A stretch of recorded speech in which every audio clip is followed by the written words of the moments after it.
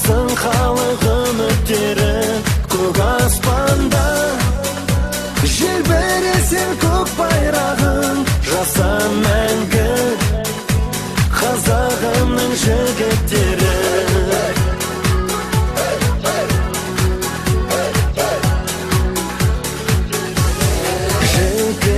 Жігіттер, биікке өрлеңдер, ел үшін, жер үшін намысты термеңдер.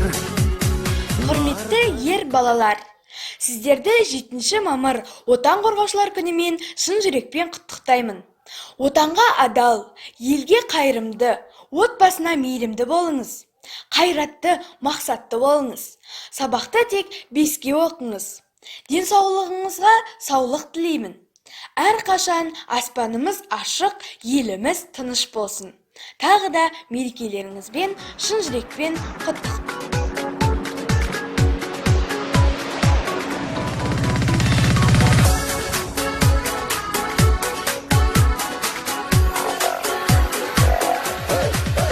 Адалдықтың естеңгілін, ғажайып келешектің төккенін, ардақты ағаларға шын көңілден жолдаймыз алғыспенен сәлем бүгін. Мейрамдарың құтты болсын жігіттер, болмасыншы көңілдеріңе күдіктер. Мейрамдарыңмен аға-іні бауырлар, орындалсын алға қойған үміттер. Қазақ жігіті керемет қой расында, жауапкершілік бар олардың басында. Өзге ұлттардың жігіттері тек емес, кереметтей қазақ жігіті.